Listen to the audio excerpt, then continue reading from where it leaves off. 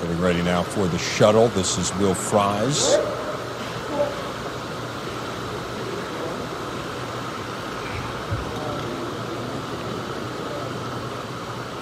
Another drill shows you about their quickness and their ability to turn corners and be able to sink the hips to get around and not take as many steps.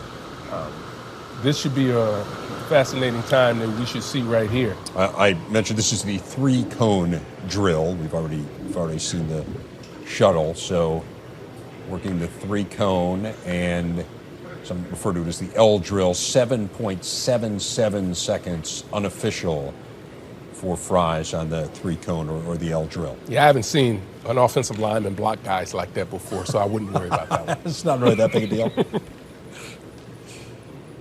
Again, this testing mostly agility, Howard? Mm-hmm, mostly agility. Agility, just showing you how quickly you can get around, moving those feet. It's a good time.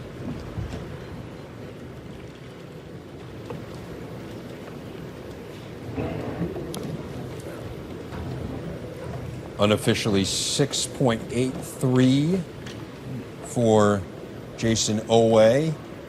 Again, we really want to give you perspective on what these numbers mean. So this was from the last full combine in 2019, players at his position. Again, that's an unofficial number at 6'8", but stacks up pretty favorably, Howard. It is. Again, it just speaks to the quickness. It just speaks to the quickness that these young people have.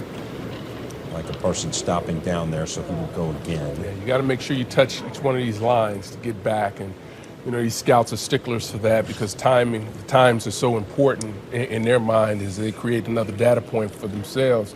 So they want to make sure that you're touching the line each time. Nope. So a little bit of the pressure of it, right? You start to reach and you don't have your feet underneath you. Your feet tend to slide out from underneath you and not support you, so you start leaning. So what's important in this drill is that you're actually running toward that line to get there so that you can plant and come back. And when you do that, that's when you don't fall. But again, Rever, I really don't care about this drill when it comes to this young man. It doesn't matter to me one way or the other what he does. I've seen what he does on the football field, and that's what's important. It is really something else. Now, he did hit the cone there.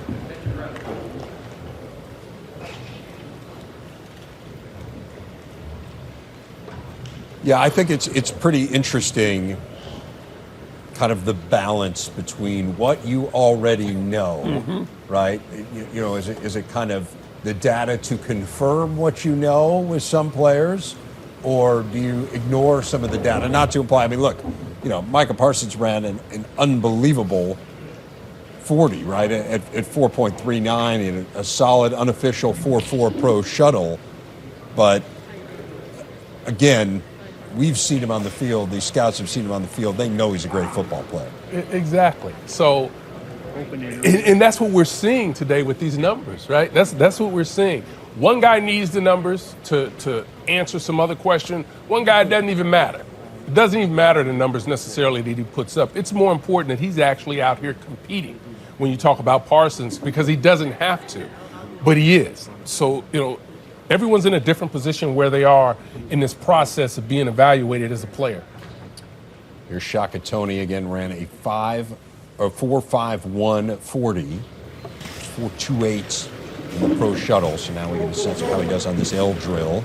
Rounding him a little bit, and it's one of those things you rounding in the cones and not staying as tight to him to get that great time. So he'll want to run this one again for sure.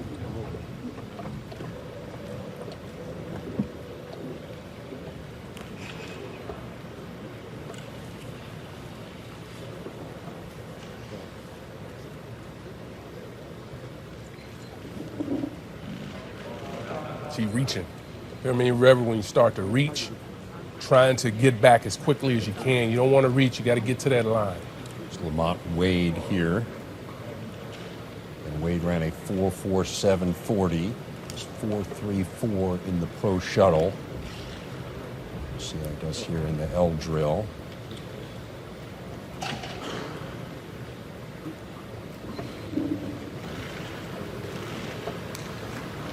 interesting player, Howard. Size is a concern for him in terms of where he fits in the NFL? Well, I wouldn't necessarily call it a concern, but he fits a certain system. It's a limiting factor. Right. It fits a certain system. Yeah. So I believe personally that most players, probably 95% of the players that play in the National Football League, have to play in a certain system to be able to maximize their ability.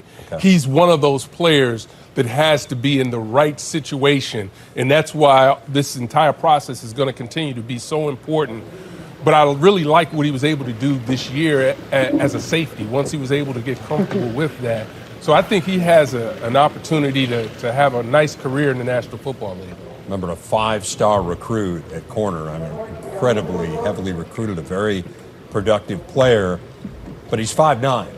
Yeah. And so that is an issue in terms of playing corner on the outside of the NFL. And that's why he projects as a nickel or safety. Inside guy or a safety, they give him some help. And now in today's NFL, you're playing with 5 players on the field, 5 defensive backs a lot of the time anyway. So that's a way he can get there.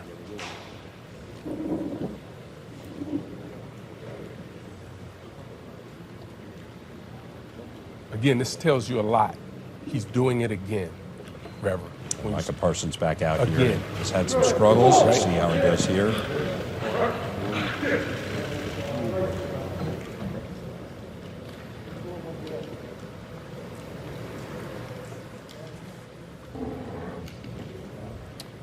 The number that was just posted unofficially there is 6.89. Again, just to give you some perspective, Oweh was 6.83. Wade, unofficial, 7.14, and Toney, 7.06. So what did you think of Parsons there? What I took out of that is that he wanted to continue to compete to better his numbers, right? So when I'm evaluating him, not playing last year, but he still has that competitive edge. That's what I want to see as a scout. How does he want to compete? Is he competing all the time? And that's what we're seeing today by him being out there going through all these drills when most people believe he's a top 10 pick.